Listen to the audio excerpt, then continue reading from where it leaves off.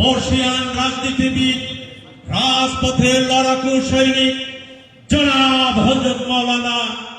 মঞ্জুরুল ইসলাম আফিন্দি সাহেব, জনাব হযরত মাওলানা মঞ্জুরুল ইসলাম আফিন্দি সাহেব। আমি মহাসচিবকে তার বক্তব্য রাখার জন্য সবিনয় অনুরোধ করছি।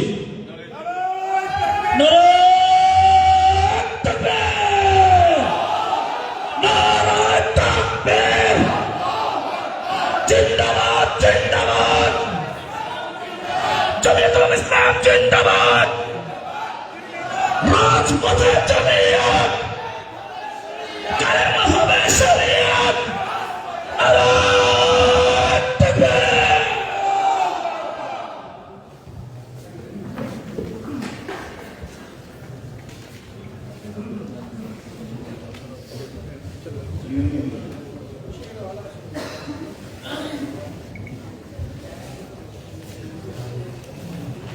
ভাই বাকিরা এরা ছাড়া বাকিরা বসে আছে, ছেড়ে বসে ভাই ছেড়ে দেন।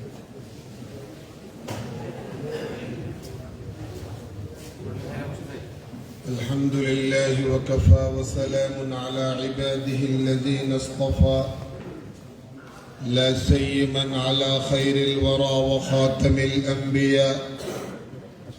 وعلى آله وأصحابه نجوم الهدى أما بعد فأعوذ بالله من الشيطان الرجيم بسم الله الرحمن الرحيم الذين إن مكناهم في الأرض أقاموا الصلاة وآتوا الزكاة وأمروا بالمعروف ونهوا عن المنكر ولله عاقبة الأمور آمنت بالله صدق الله مولانا العظيم وبلغنا رسوله النبي الكريم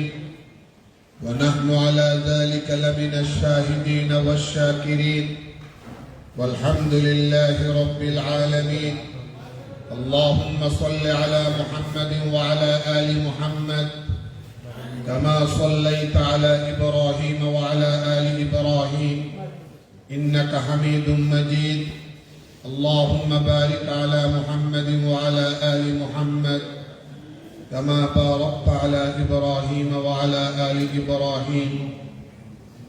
إنك حميد مجيد ভারতবর্ষে স্বাধীনতা আন্দোলনে নেতৃত্ব দানকারী ঐতিহাসিক সংগঠন এই উপমহাদেশের গণমানুষকে ব্রিটিশ সাম্রাজ্যবাদ থেকে মুক্ত করার পিছনে যে সংগঠনের অবদান অস্বীকার করার ক্ষমতা কারোই নেই, সেই ঐতিহ্যমণ্ডিত সংগঠন জমিয়তে উলামা ইসলাম বাংলাদেশ মাদারীপুরের শিবচর উপজেলা শাখার আয়োজনে আজকের এই কর্মী সম্মেলনের সম্মানিত সভাপতি, মঞ্চে উপস্থিত দলের সম্মানিত কেন্দ্রীয় নেতৃবৃন্দ,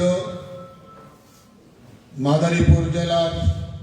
বিভিন্ন পর্যায়ের নেতৃবৃন্দ, শরীয়তপুর জেলার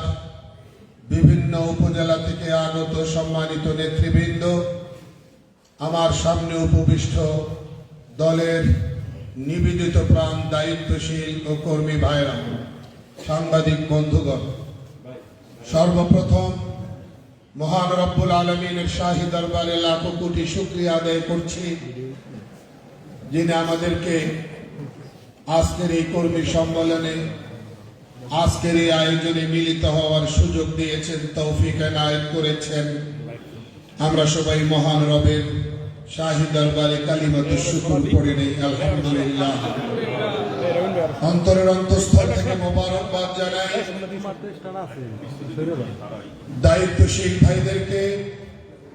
মাওলানা জিয়াউল হক কাসেমী ভাই সহ শিবচরের সম্মানিত সভাপতি, সাধারণ সম্পাদক সহ সকল দায়িত্বপ্রাপ্ত নেতৃবৃন্দকে, যাদের অক্লান্ত পরিশ্রমের বিনিময়ে আমরা এই আয়োজনটি আজকে দেখতে পাচ্ছি। আল্লাহ যেন এই আয়োজনটি উপহার দেওয়ার জন্য আপনাদেরকে